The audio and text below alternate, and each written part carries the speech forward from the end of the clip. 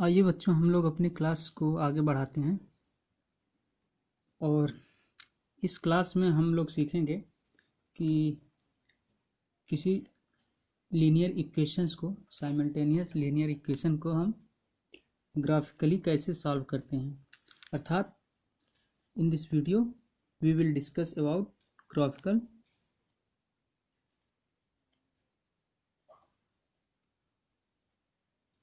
graphical method to solve the simultaneous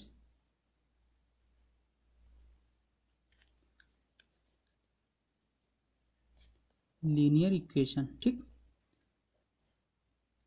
graphical method to solve linear equation. इसके पिछले वाले class में हम इंट्रोडक्शन दिए थे कि लीनियर इक्वेशंस क्या होते हैं, पेयर ऑफ लीनियर इक्वेशंस क्या है और सॉल्यूशंस क्या हैं, तो लीनियर इक्वेशंस के सॉल्यूशंस क्या होंगे। ठीक है, उसके बाद बताए थे कि किसी लीनियर इक्वेशंस का पेयर दिया हुआ है, उसको हम किस तरह से ग्राफिकल रिप्रेजेंट करते हैं, या फिर अगर कोई प्रॉब्लम दी गई हो तो उसको हम अलजेब्रिक किस तरह से रिप्रेजेंट करते हैं। तो आइए इस क्लास में सीखते हैं कि ग्राफिकल मेथड टू सॉल्व, किस तरह से हम किसी लीनियर इक्वेशंस को ग्राफिकल विधि से क्या करते हैं, सॉल्व करते हैं। मान लीजिए हमारे पास दो लीनियर इक्वेशंस दिए गए हैं। पहला है a1x plus b1y plus c1 is equal to 0।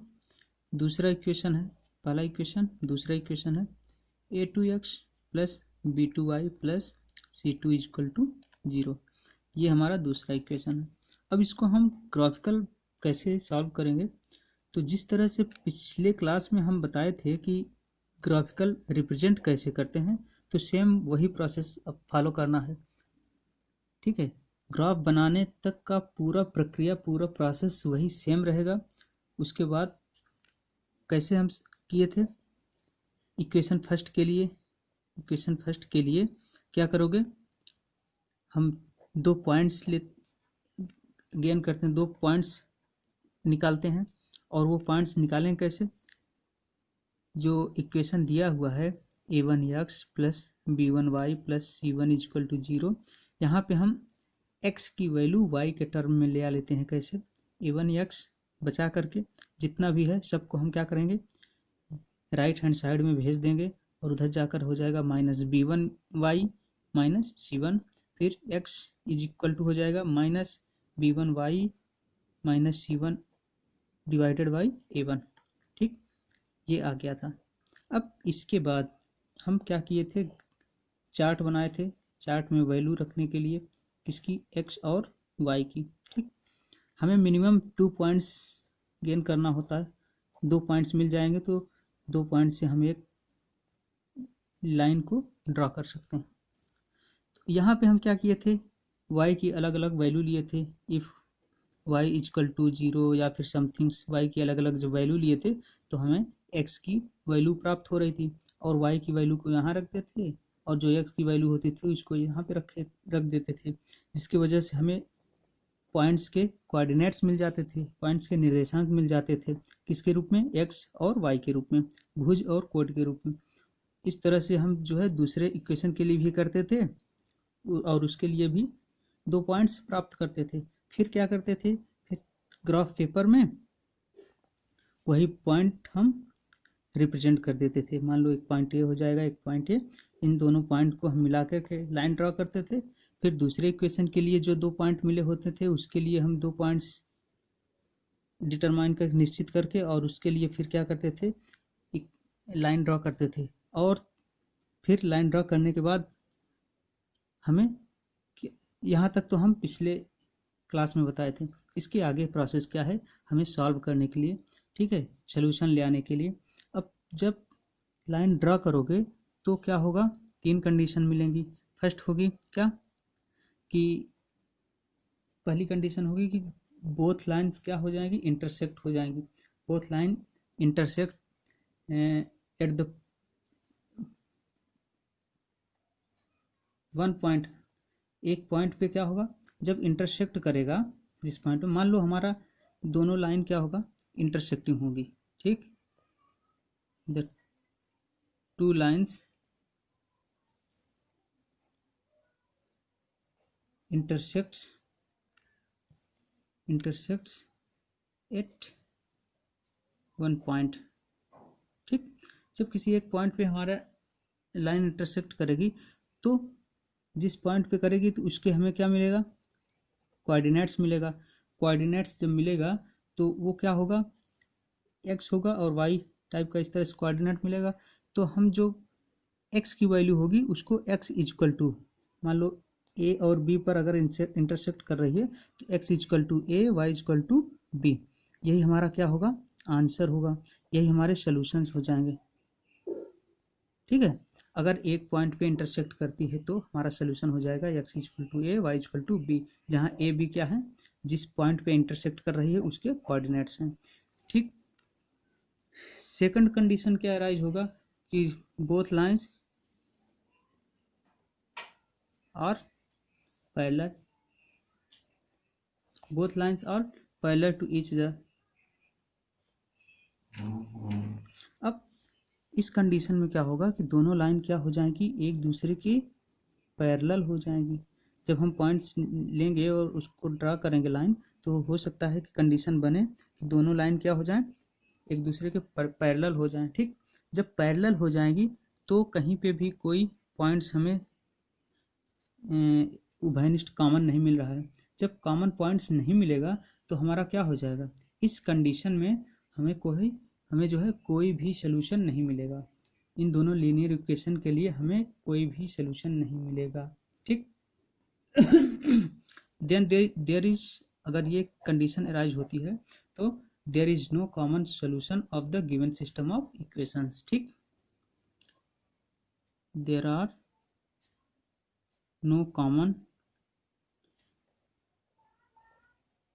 no common solution of the given system of equation, ठीक। तो इस केस में जब एक भी क्या हो सोल्यूशन न मिले तो इस केस को हम क्या बोलते हैं कि given system is inconsistence, hence given system of equations is inconsistent,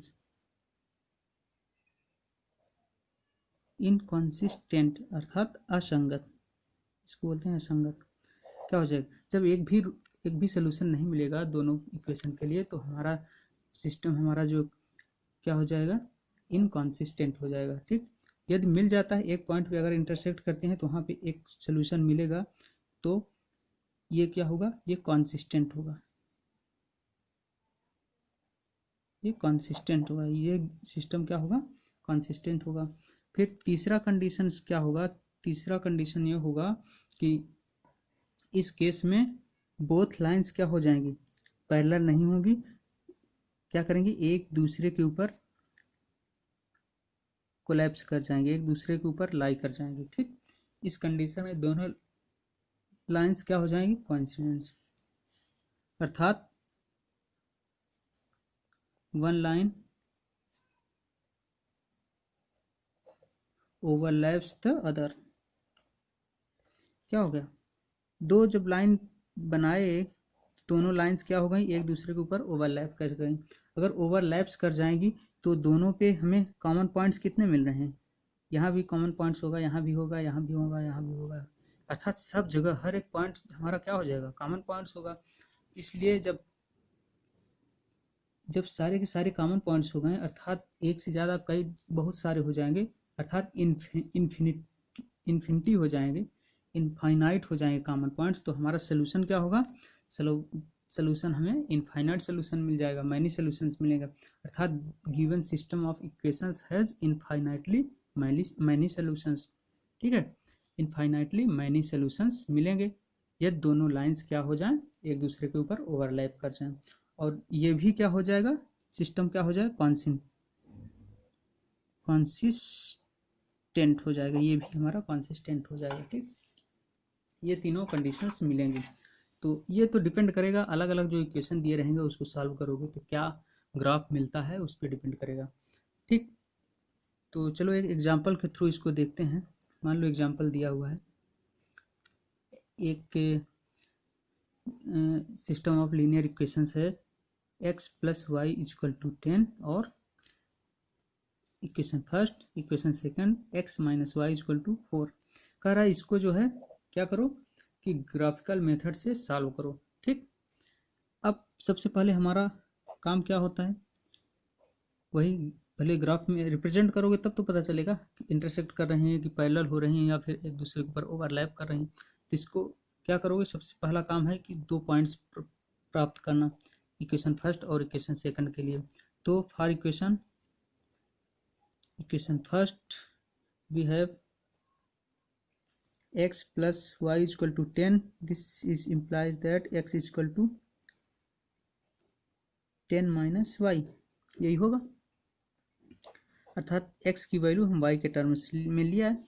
अब यहाँ पे हम क्या करेंगे, if y is equal to 0 या if y is equal to 5 ले लो, y is equal to 5 then x is equal to क्या होगा 10 माइनस 5 अर्थात x is equal to also 5। तो अगर x और y के लिए हम चार्ट बनाएंगे, x और y के लिए इस तरह से हमें 2 पॉइंट्स निकालने होते हैं, बस 2 पॉइंट निकालो इनफ है। If y is equal to 5 then x is equal to also 5, 5 and 5। फिर if y is equal to 4 then या -4 ले लो, इफ y नहीं माइनस लोगे तो क्या हो जाएगा 10 प्लस 4 हो जाएगा 14 हो जाएगा, लंबी डिजिट आ जाएगी, बचने के माइनस ना लो 4 ले लो। y equal to 4 then x equal to क्या हो जाएगा 6 आएगा। तो हमारा पॉइंट्स हो जाएगा 6 और 4, दैट इज पॉइंट्स आर, पहला क्या है 5 5 और दूसरा 6 4। ठीक, अब दूसरे इक्वेशन के लिए for equation second we have x minus y equal to 4, this is implies that x equal to 4 plus y. तो यहाँ पे if y is equal to 0 then x is equal to y की जगह अगर 0 हो जाएगा, y इक्वल टू 0 तो x equal to 4, x equal to 4। तो हमारा चार्ट में जो वैल्यू रखोगे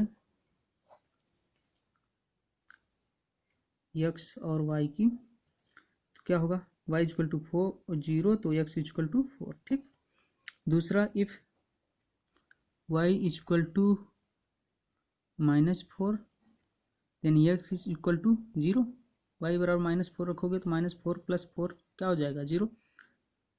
ठीक, तो y इक्वल टू -4 तो x इक्वल टू 0, अर्थात पॉइंट्स हमारे क्या मिलेंगे, पॉइंट्स आर 4 0 एंड 0 -4। ठीक, अब हमें क्या करना है, इन पॉइंट्स को लेकर के लाइन ड्रॉ करना है। देखते हैं, सबसे पहला काम है तो आप लोग मार्केट से एक ग्राफ ले लीजिए, ग्राफ पेपर ले लीजिए, क्योंकि एक्सरसाइज 3.1 और 3.2 टोटल डिपेंड है किस पे, ग्राफ पे। ग्राफ पेपर पे ग्राफ बनाओगे और क्वेश्चन सॉल्व करोगे।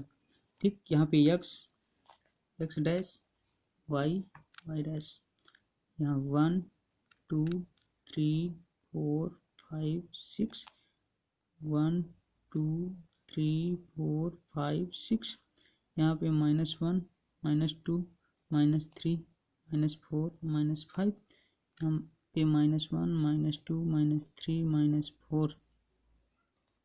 ठीक, इस तरह से हमारा ये ओरिजिन O है। ठीक, अब इसको हमें क्या करना है, इसके लिए ग्राफ प्लॉट करना है। तो देखते हैं, पहला पॉइंट्स क्या था, इक्वेशन फर्स्ट के लिए पॉइंट्स हमारे थे 5 5 और 6 4।